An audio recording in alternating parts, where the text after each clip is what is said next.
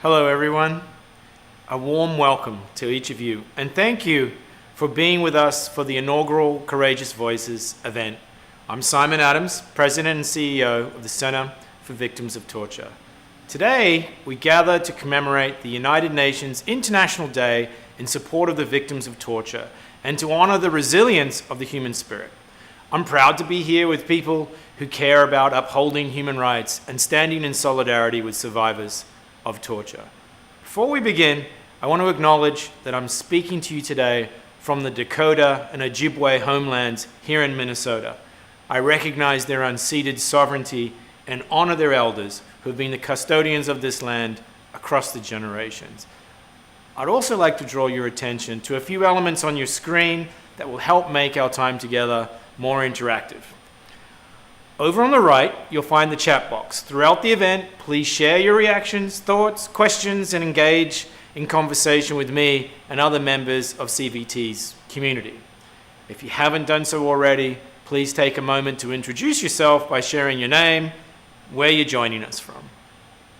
On the left side of your screen, you'll see three icons, one of which I want to bring special attention to, and that's the donate button.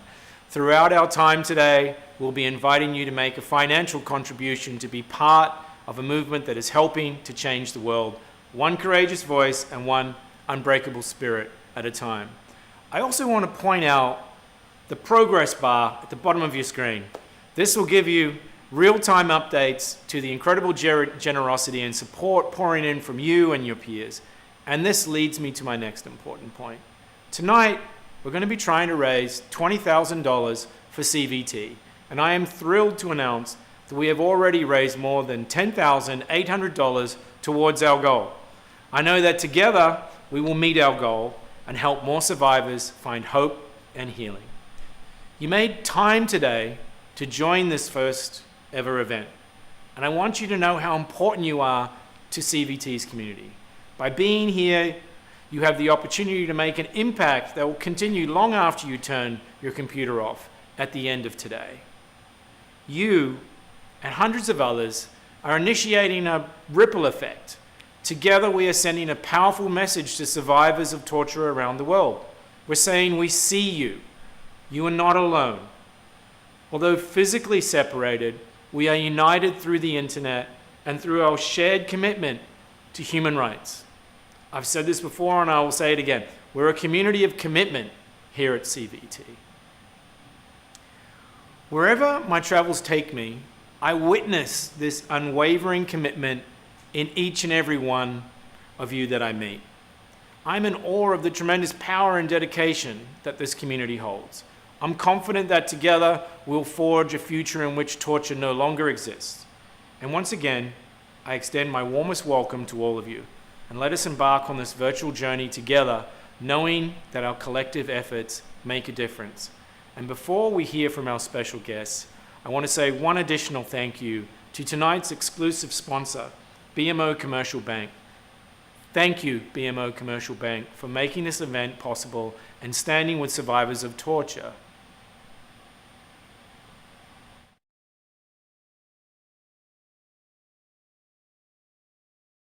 All righty, we're cooking. Okay, here we're cooking. Here. Okay.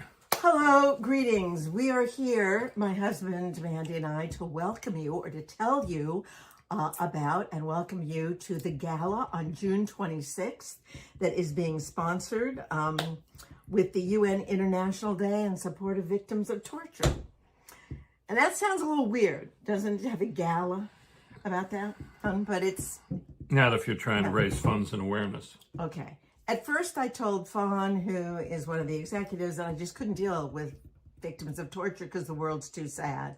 And then when she told me about how many people survive the worst that humans can do to each other and remake their lives, retain their humanity, and help other people not only survive but thrive, I thought, who am I not to support this? I mean... That's why I married her.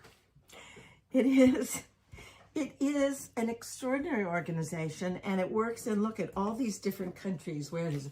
They work say what in they are. They work in Jordan, Iraq, Turkey, Kenya, Uganda, Ethiopia, and the United States. They have hundreds of partners around the world. They work with Amnesty International, Advocates for Human Rights, Afghan Cultural Society, alike Danish Refugee Council, Human Rights Watch, International Rescue Committee. That's the one Which we do a lot of work we for. do so much. These are because we wonderful love them. organizations. They're incredible. Gion Foundation for Human Rights, Jesuit Refugee Services, Making Sense International, University of Georgia, and the Makerere University. I'm sorry that all these organizations are needed to help humans be more human, but I'm so grateful for organizations like the Center for Victims of Torture that organize all this. Well, this reminds me of, I think, my favorite tenet of Judaism, which is as if you save one life, it's as though you have saved the entire world. And these organizations are saving the world over and over and over again every day. Catherine and I have had the privilege of traveling with the International Rescue Committee to many war zones and refugee centers around the world. We have witnessed, listened to, and spent time with and broken bread with many survivors who have experienced and witnessed the worst things imaginable to human beings, families, children. These people who survive torture, inhumanity to fellow man and women and children are the teachers of us all. Their resilience is extraordinary. Their ability to support each other and teach us how to support each other is extraordinary. They spend hours building homes with their own bare hands, waiting in line half the day for food for their children and family, walking 2 hours a day to take their kids to school if there's no 2 hours to pick them back. Every time we go and meet these people like the people in Courageous Voices that Catherine's talking about, it changes our lives. It diminishes our troubles. I'll say. It virtually eradicates them because we're so lucky that we have a roof over our head, that we have food, and that we have health care, and we have opportunity, and we have sanctuary. And so join the teachers of the world in supporting the teachers of the world. These are the gifts to us all, these people who have witnessed and experienced the unspeakable, yet they stand up, they never give up, they never quit, and they teach us how to never, ever give up. They heal each other, they help each other. They heal you and they heal us. And they become even more human, and they're a gift. Welcome, everyone. Thanks for letting us in. Thank you. Bye-bye. Have a great day. And have fun.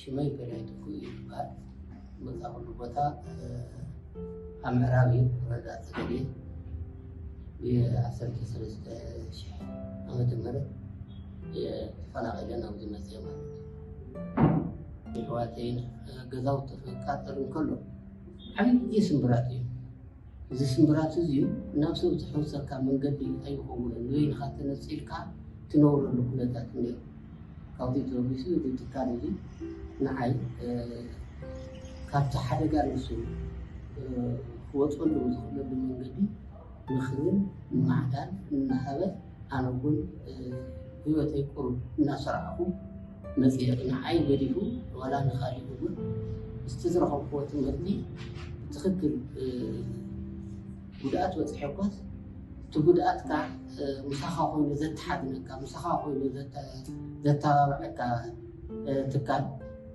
ክትሰምዖን ከለኻ ንኸባቢኻ እውን ካብኡ ዝረኸብካዮ ካብቲ ትካል ዝረኸብካዮ ኣስተምህሮ ንኸባቢኻ እውን ከይትሓድን ከይትበኪ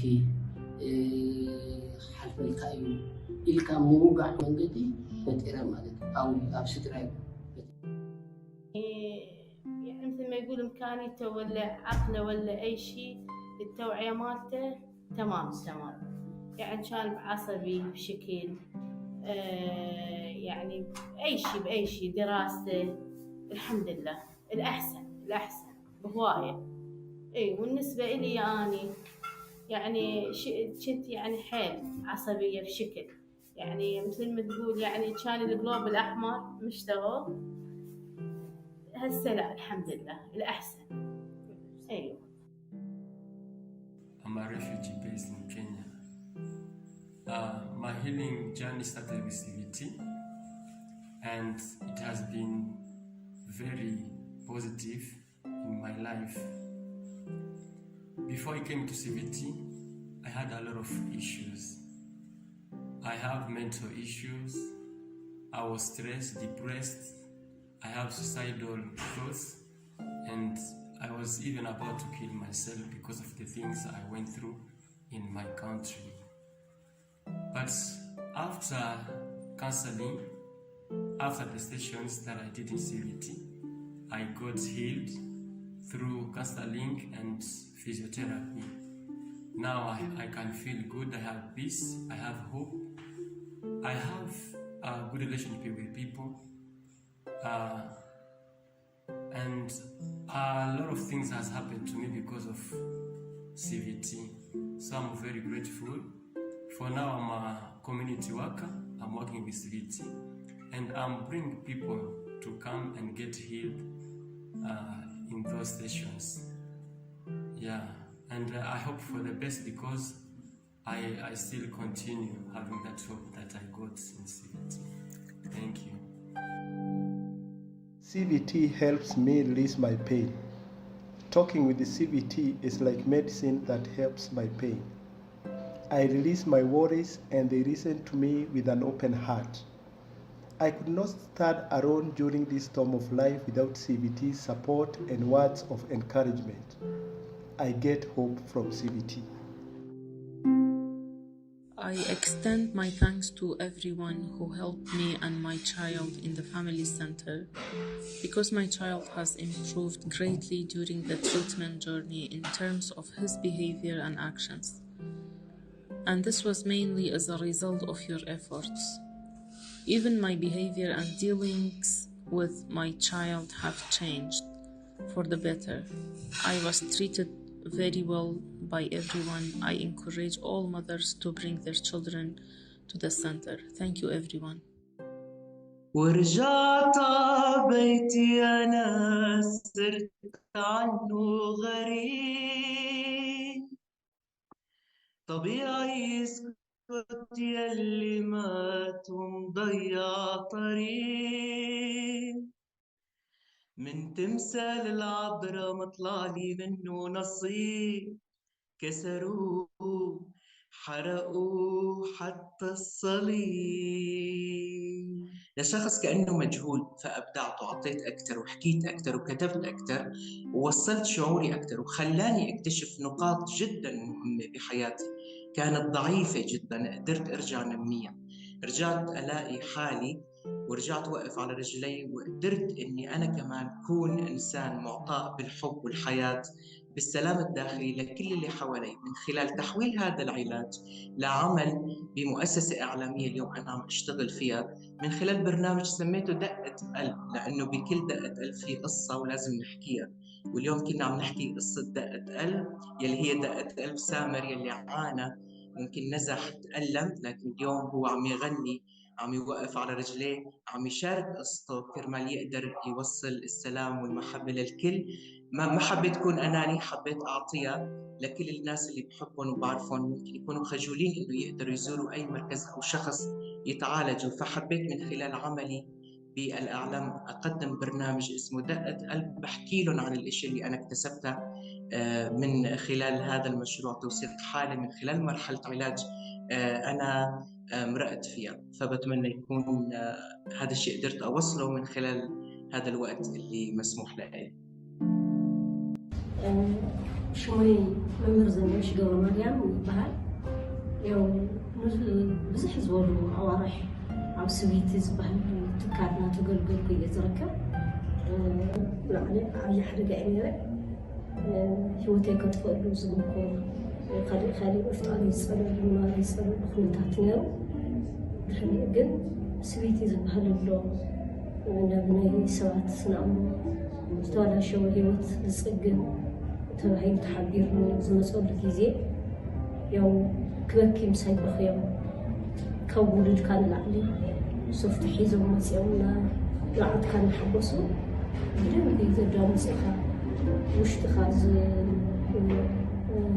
መርሚሮም ያው ካብቲ ዝነበርካዮ ዓዘቕቲ መቃብር ክበሃል ይከኣል እዩ ካብ ሰብ ብታሕቲ ካብ መቃብር ብላዕሊ እየ ነራ ንላዕሊ እና ካብኡ ዳርጋ ፍሒሮም ሳብ ዳርጋ ዘውፅን እያ ዝገልፆ እቲ ዝነበርክዎ ዓዘቕቲ ፅባሕ ካሊ መዓልቲ ግድእ እዩ ሰብ ክኸውን ግድእ እየ ኣካባቢ ስድራ እየ ደቀይ ግድእ ብኣግባቡ ክመርሕ እየ ሂወተይ ግድእ ክመርሕ እየ ናብ ዝብል ዓብዪ ተስፋ መፅየ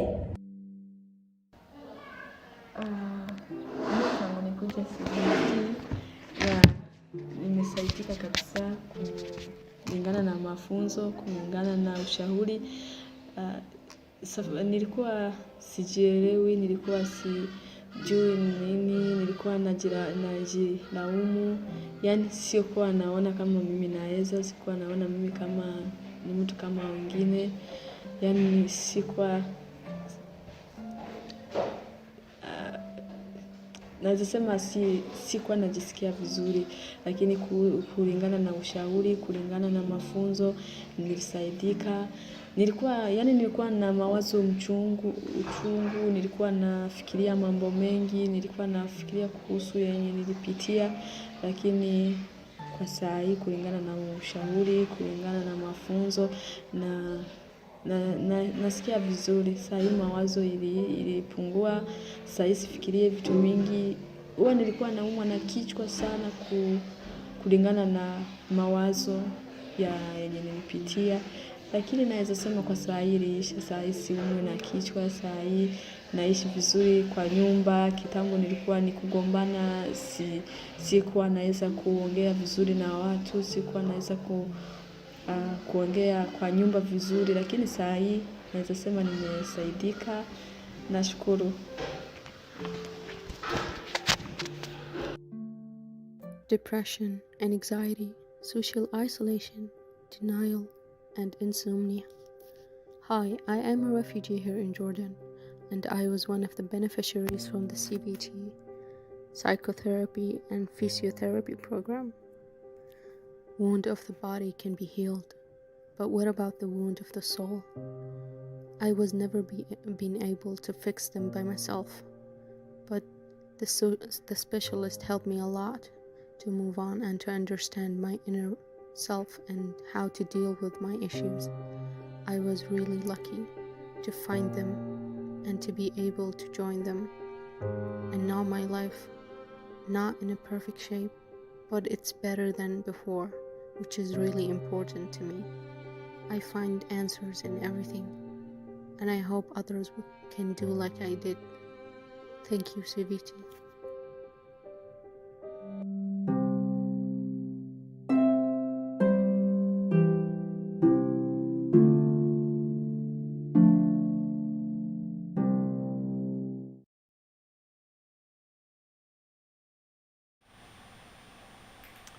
Sometimes words are just words, but sometimes they are so much more than that.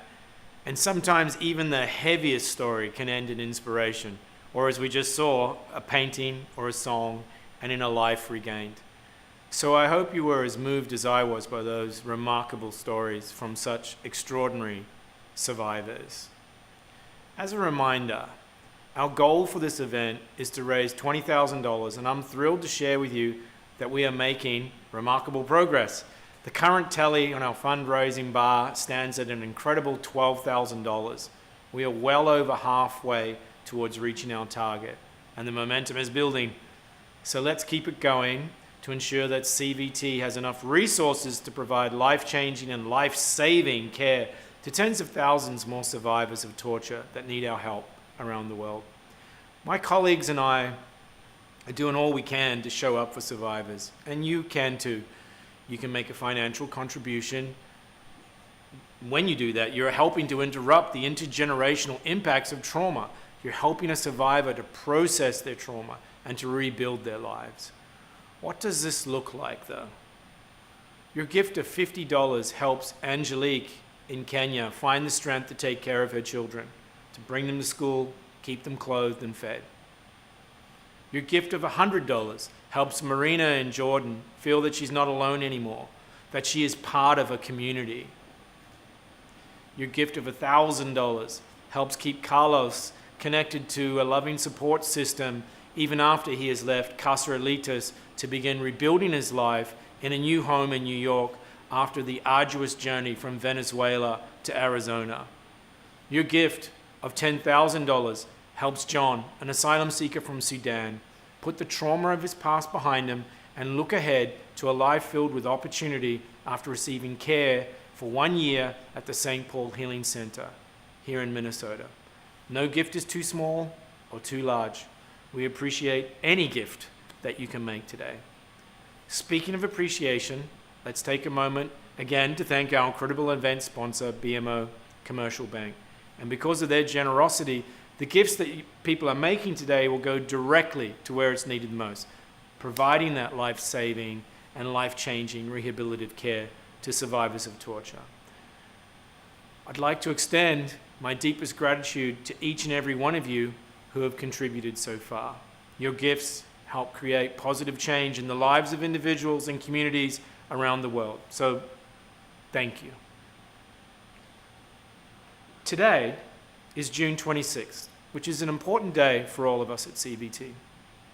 Today we come together as one global community and stand in solidarity with individuals who have suffered from torture. It is a day when we honor the unbreakable spirit of survivors. And as we gather, I'm reminded of the words of the late Kofi Annan, the former UN Secretary General, at the first International Day commemoration in 1988, where he said, "This is a day on which we pay our respects to those who have endured the unimaginable. This is an occasion for the world to speak up against the unspeakable." This quote resonates with me because it captures why we have come together in this virtual space today. CVT's mandate is not just to heal the wounds of torture, but to eradicate torture worldwide. And wherever CVT operates, the courageous voices of survivors will be amplified, and our dedicated colleagues stand as allies on their journey towards healing and hope. And you help make this possible. Individually, we all sometimes feel powerless in the face of such suffering and persecution. But when we stand together, we're bigger than the sum of our parts. And although it may not be visible in this virtual gathering, we are bound together by our shared vision of a world that is free from torture. And there's no more poignant representation of our interconnectedness than this simple bracelet that we call the Hope Bracelet. It's made up of 3 colors intertwined to be stronger when woven together than they ever would have been as just a single thread. And if you purchased a ticket for tonight's event, you received a bracelet sent to you as a tangible symbol of our mutual connection. It has become a tradition to commemorate the UN Day in support of victims of torture by tying this bracelet onto another person, forging a bond of solidarity on this significant occasion. Let the Hope Bracelet serve as a reminder of our shared humanity and the strength we possess when we stand together. If you haven't done so already, I also invite you to share a photo of yourself on social media wearing your Hope Bracelet using the hashtag Courageous Voices to show everyone that we stand in solidarity with survivors of torture. June 26th is not just about remembering survivors, it's also a day to recommit to the battle against impunity and for international justice. Ensuring that the torturers are held accountable for their actions is an important part of the healing process for survivors and sends a message to the world that impunity for such actions will not be tolerated. Not long ago, I had the privilege of engaging in a conversation with Ukrainian Prosecutor General Andriy Kostin. The war in Ukraine has inflicted tremendous suffering upon innocent civilians who have been displaced or had their hopes and dreams disrupted or destroyed. It has also resulted in the widespread and systematic use of torture by Russian occupation forces. Yet, in the face of such egregious human rights violations, my conversation with Mr. Costin left me feeling hopeful. Hopeful because I believe that Ukraine is the front line of the struggle to end impunity and that international justice will ultimately prevail.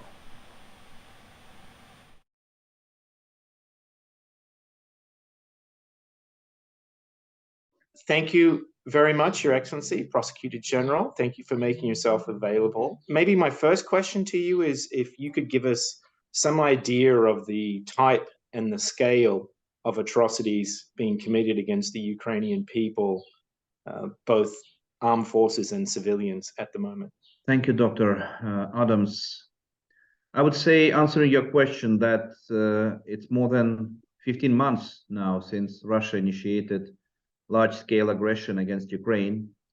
And we can say that Europe has not witnessed such widespread transgressions and destruction since the World War II.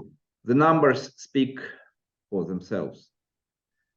More than 84,000 registered incidents of war crimes, ranging from the deliberate shooting and shelling of civilian population and civilian objects, torture and summary executions, conflict-related sexual violence, unlawful detention and mistreatment in infiltration camps, forced deportation and transfer of Ukrainian people, and including up to 20,000 children.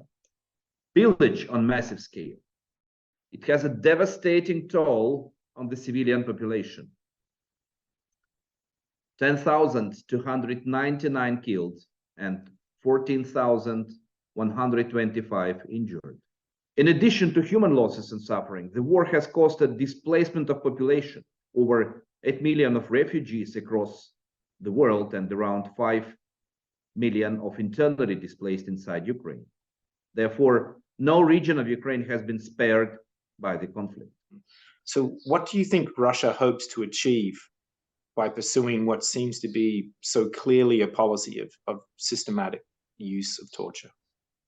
For us, it's clearly part of a systematic policy of torture, part of the pattern of crimes committed in a specific sequence. Unlawful detention or kidnapping of the person, followed by torture with twofold aim. First, terrorize Ukrainians due to their identity by calling them fascists or Nazis. And second, to extract information about any form of the perceived support they provide to Ukrainian armed forces, or simply to gain certain information from them. Unfortunately, torture of detainees often precedes their execution. Thus, torture is practiced in widespread and systematic manner, amounting to the crimes against humanity. Could you talk about that a little bit more? Could you talk about the work that your office is currently undertaking to pursue accountability for atrocity crimes, and why that work is so important? We saw our quest for justice as a part of multifaceted initiative, covering national and international dimensions, so-called comprehensive web of accountability. On national level, my office leads investigation of the crime of aggression, crime of genocide, and war crimes. I firmly believe that success of our efforts rests upon the shoulders of investigators, prosecutors, and security services of Ukraine. Thus, first time in history, the justice is being served in parallel to ongoing fighting in theaters of war. We have a primary obligation to end impunity for the most serious crimes of concern, ensuring cooperation and partnership with international and national stakeholders is fundamental for our success. In this regard, Putin's arrest warrant is a historic decision by the ICC. His arrest warrant marks beginning of new era. It demonstrates that really no one is or should be above the law. Justice is such a big concept, and it's one that obviously means different things to different people. So, in your role as Prosecutor General, what do you see as justice for the Ukrainian people? And what do you hear from the victims of Russia's war crimes about what they think justice should look like? Of course, it's an important question. Let me start with noting that from the outset, that the delivering justice and accountability for Ukraine and Ukrainian people is fundamental for our government, for our team, and for me personally. I believe that with the courageous fight against aggressor, we Ukrainians have proven to the world that we will stand for our beliefs and sovereignty, that we will fight for our values and freedom.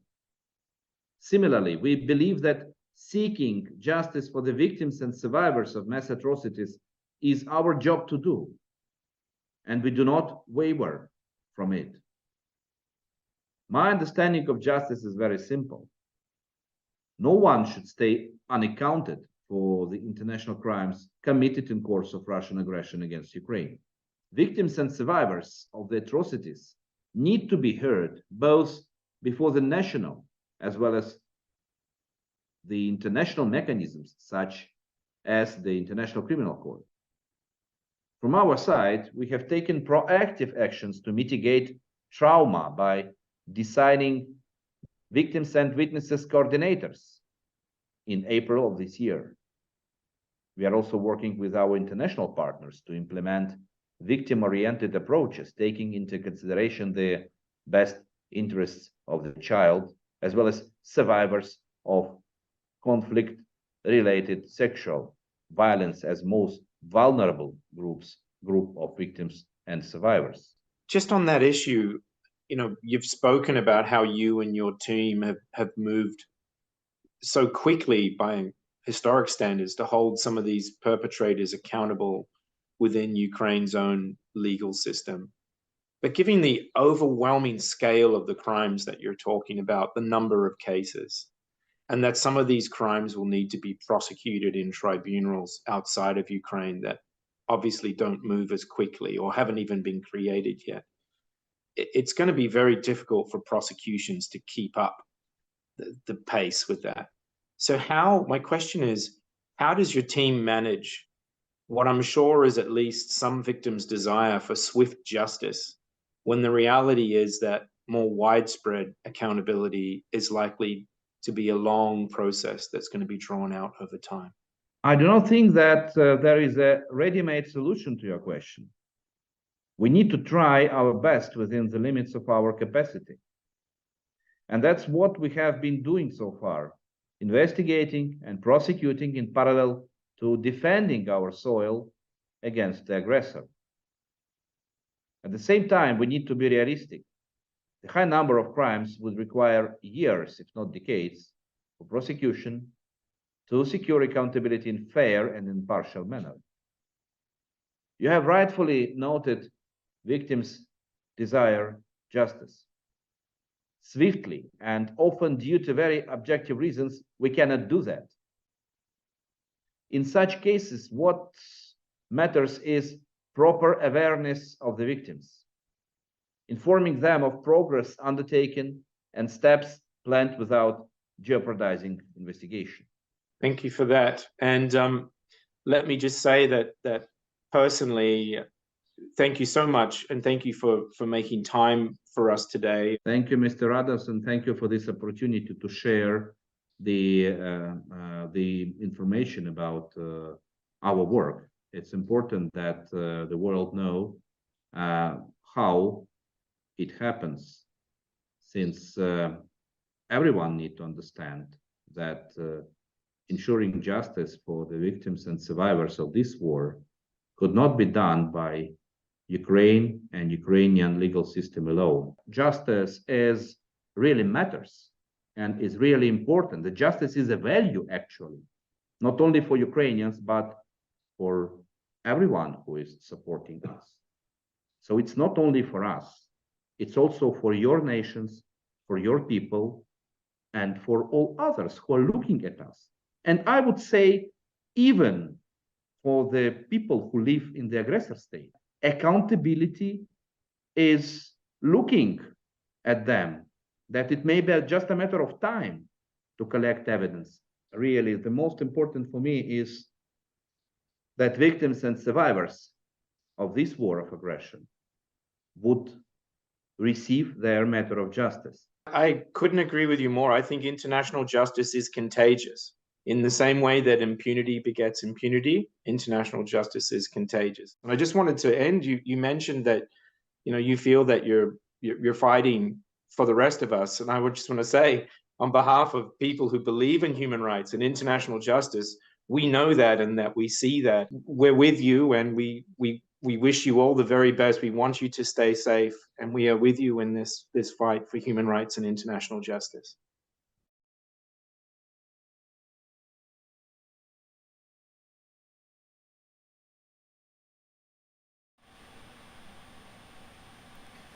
I can't help but feel optimistic after seeing Mr. Kostin's determination and the extraordinary work of his team in pursuing justice for torture and other war crimes perpetrated in Ukraine, which is why this year we are honored to present his office with our annual Eclipse Award. The eclipse, our emblem at CBT, symbolizes the transformative journey of survivors emerging from the shadows of torture back into the light of life and healing. Since 2001, we've presented the Eclipse Award to individuals or organizations that have made an outstanding contribution to ending torture, pursuing accountability, or healing survivors. The award is being accepted on behalf of the team by Spartak Poroshenko, Roman Tisab, and Anna Sosonka. I apologize to them for my Ukrainian pronunciation, but we're presenting it to them for their contribution in holding perpetrators of torture and other war crimes accountable for their actions and helping survivors pursue justice, all in the midst of an ongoing war.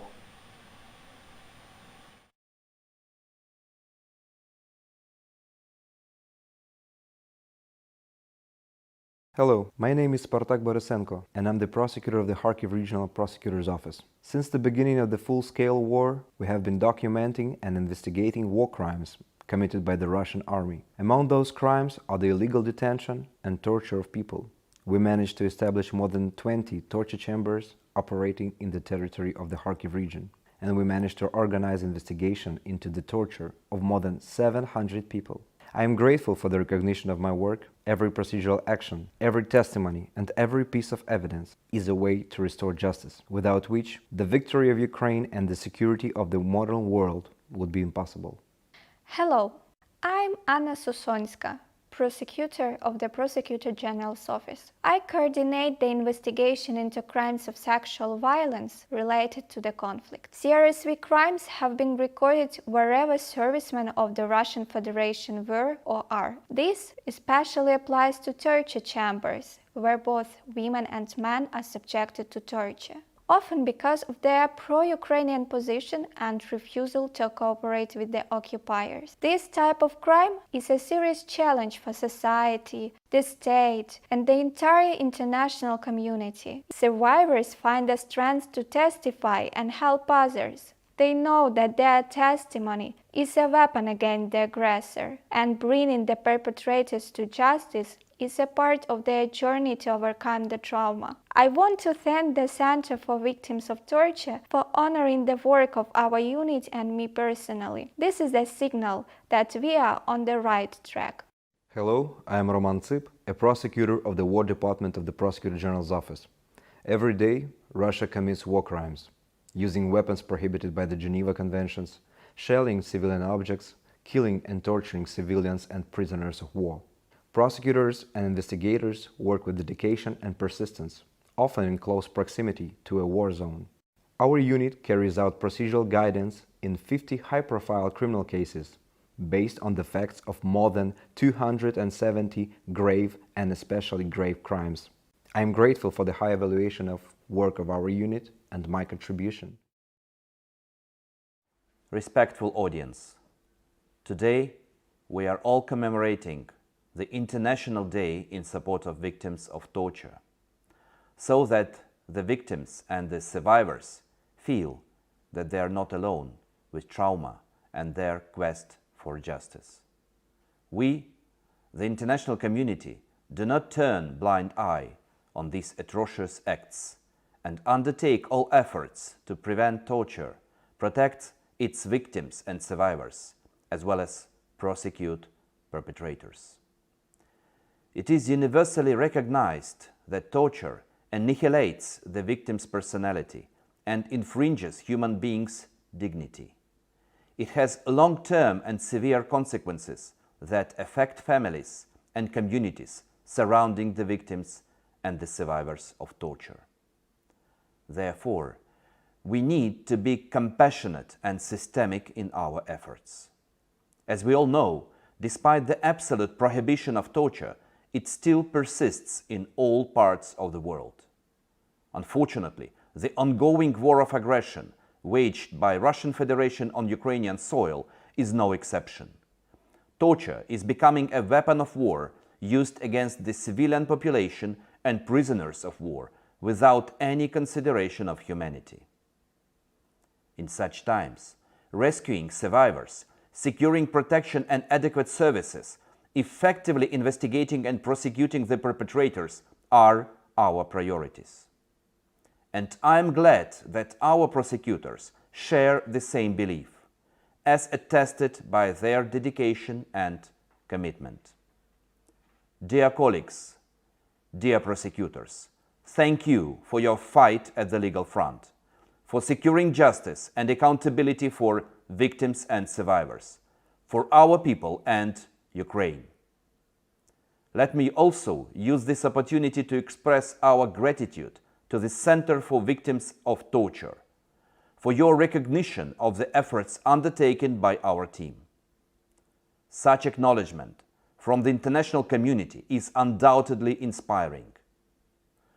Putting an end to torture is our common purpose as human beings, as members of the international community that Ukraine will continue to aspire.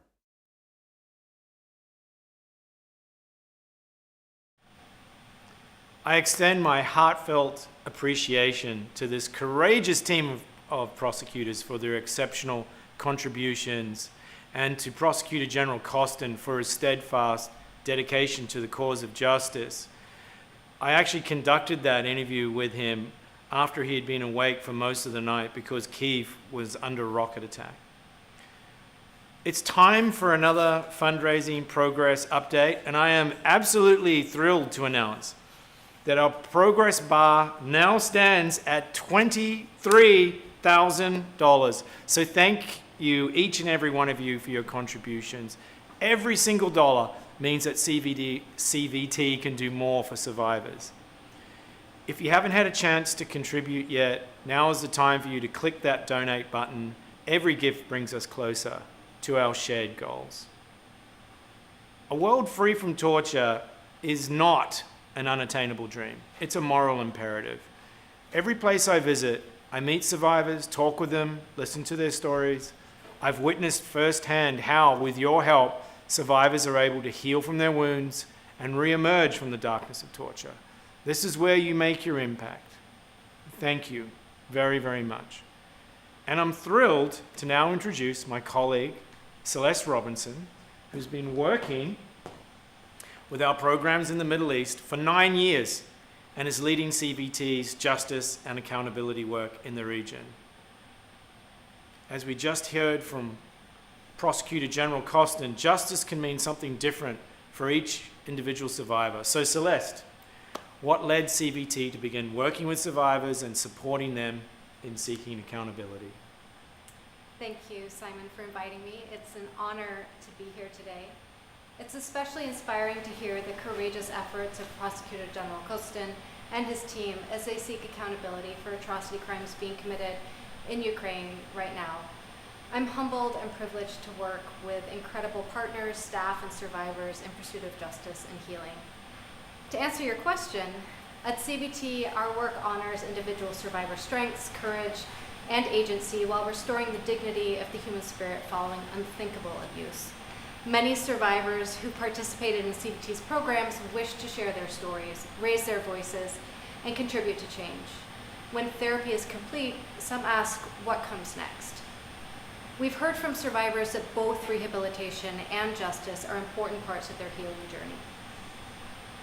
So I appreciate that this work is survivor-led and survivor-centered, like many of our other programs.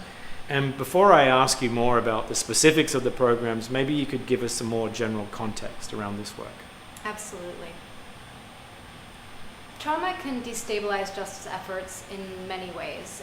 For example, survivors enduring the crippling mental health and physical symptoms of torture may face challenges sharing their stories, remembering details, or trusting others.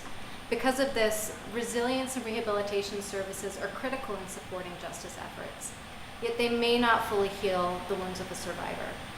Justice can also contribute to repairing and restoring what was harmed.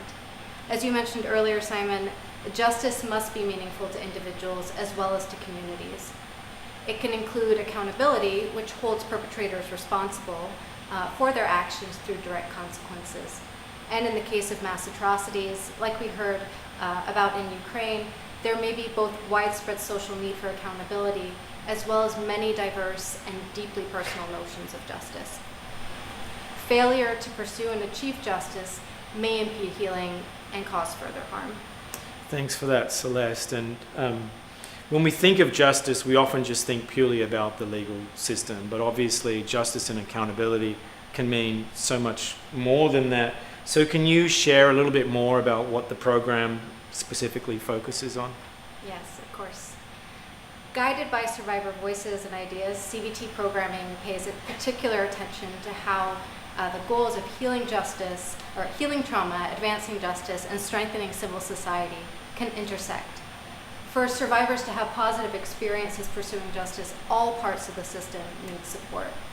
Over the past 7 years, our work in this important area has expanded and deepened.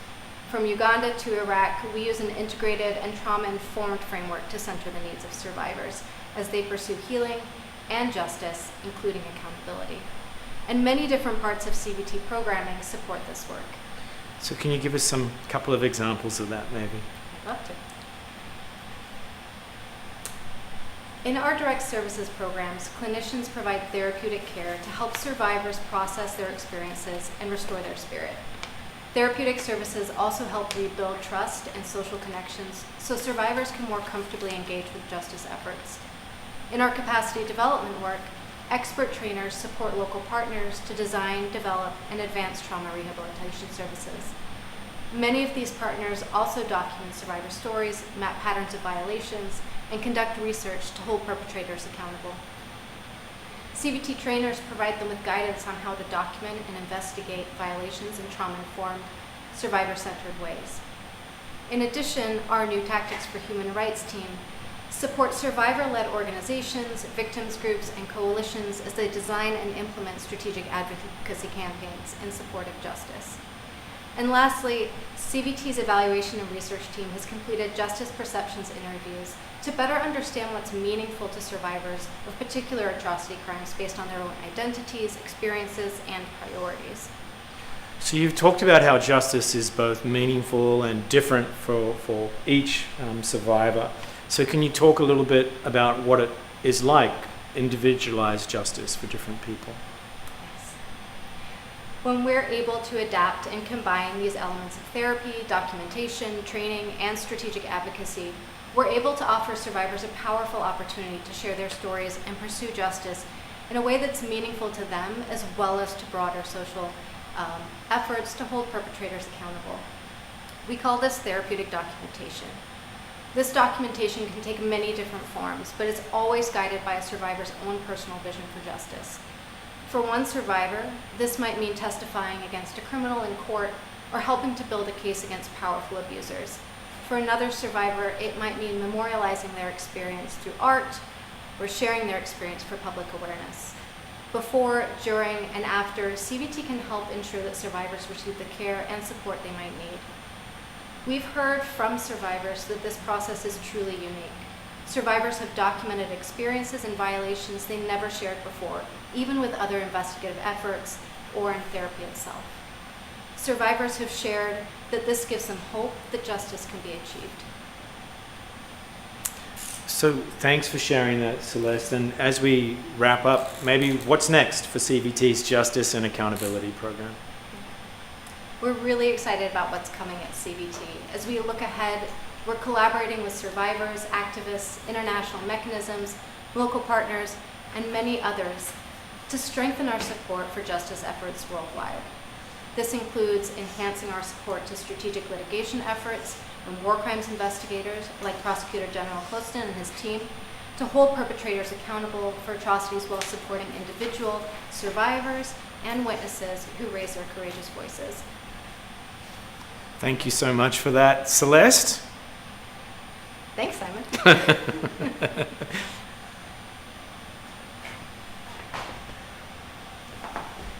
And now it's time for all courageous voices to combine.